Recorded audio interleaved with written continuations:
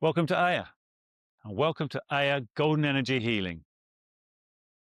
No system of healing is complete without mentioning the concept of self-protection. But what do we mean exactly by protection?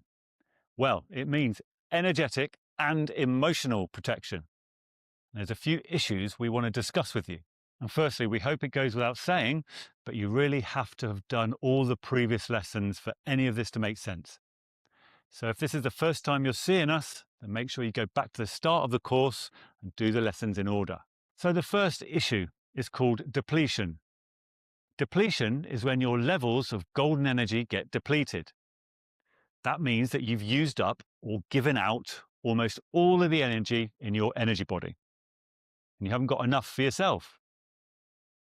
And that can cause exhaustion in the short term. It can actually cause illness or disease in the long term. So it's important to understand it properly. Depletion can happen in various ways.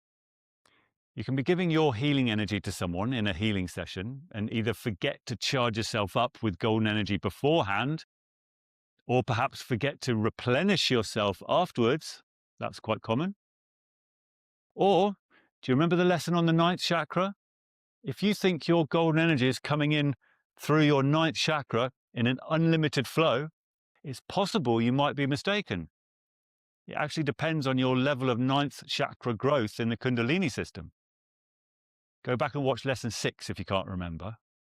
So basically, the answer to that one is to always use the golden energy yogic breathing method to bring in new golden energy, even if you're also using the ninth chakra method. So this kind of depletion is very easy to avoid. What you have to do is make sure you stick to our suggested routine of performing golden energy yogic breathing before any healing session, and also afterwards as well. That will replenish the energy once you've given it away. Now, we've already gone through the golden energy yogic breathing exercise, and hopefully you've been practicing that for a while now anyway. Another thing you can do to help with this kind of depletion is something we've also been banging on about in previous lessons, and that is self-healing and energy work on yourself. You know already that a healer should always maintain a high level of energetic health within their energy body by constant breath work and energy work. Hopefully you've been doing that lots already, and it's ingrained into your daily and weekly routines. So the reason why it helps to avoid depletion is because with a strong and healthy energy body without blockages, you'll be able to hold more golden energy than normal. And so it will be far more difficult to get depleted. And if you ever do get depleted, because of the lack of blockages, you'll be able to replenish yourself extremely quickly. You know, if you're all blocked up in the chakras and meridians, trying to get golden energy back in and fill up the whole energy body is quite a difficult task. Now, another way that you can get depleted is through what we sometimes call energy leakage. Leakage is when your chakra cords stay connected to the recipient after the healing session is finished. When that happens, it's possible that your golden energy can carry on being transferred to them without you or them knowing. When that happens, it's easy to get depleted really quickly. This kind of thing actually happens all the time, in many situations. Happens a lot in families, happens at work. It happens especially in certain altruistic professions where someone's working in the role of helping others.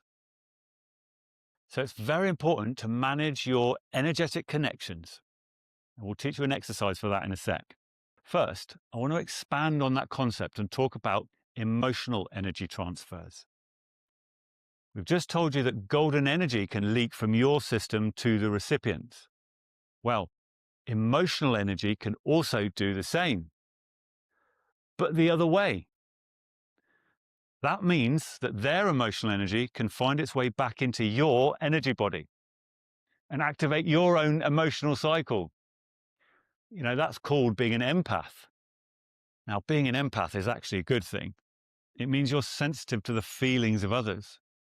But if it's happening in an uncontrolled way, it can cause you harm. And if you're a healer, you're constantly opening your connections so you can give healing energy out, but you have to make sure that it doesn't open the floodgates for emotions of others to come in. So now we're going to teach you a technique that will close your chakra cords after a healing session. That will solve the problem of golden energy leakage and also the problem of emotional energy transfer. So this exercise is a visualization exercise. And there's two versions. The basic premise is that you're going to be shutting the doors on all your chakras. This is actually very close to the truth because the chakras actually do have closing mechanisms on them. The biological reason they have doors is actually because of protection as well. The chakras are openings in the energy body to the outside, and so they need protecting sometimes. Think about it. The openings that the material body has to the outside can also close. Well, some of them anyway. Like your eyes have eyelids, and you can close your mouth. So the chakras have doors, and you can close them with a simple visualization. So, as it is with visualizations, it's not what you see that matters, it's the intention behind it. So you can actually use whatever visualization or mantra that you want. But we're going to give you a couple of suggestions. The first one is the simplest. You visualize all your chakras lumped together as an open door. That's your door to that person. And when it's open, your energy flows, and when it's shut, it doesn't. So after the healing session's over, you visualize an open door with your energy flowing through it. You reach out and you close the door. You visualize the energy flow being chopped in half and it just drops to the floor or however you want to see it. Now, you might have to do that quite a few times. So as soon as you're on your own, sit down, close your eyes, and just repeat that visualization. Eventually, as you get better at it, you'll be able to do it without closing your eyes or sitting down. Now, make sure your intention is set to that particular person. You can be quite specific with chakra cords, and it's all governed by your intention. You can even visualize your recipient on the other side of the door, if you like. So the next version is just a variation on that, but it goes into more detail. And it shows you that you can be very selective with your cord cutting. So for example, think about this.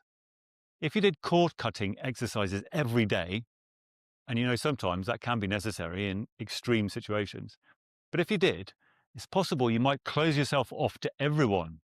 And that's not a good place to be at all. These are emotional connections, and we're human. We need to have emotional connections with people. That's how we operate. So it's more a case of managing those connections so that you have control.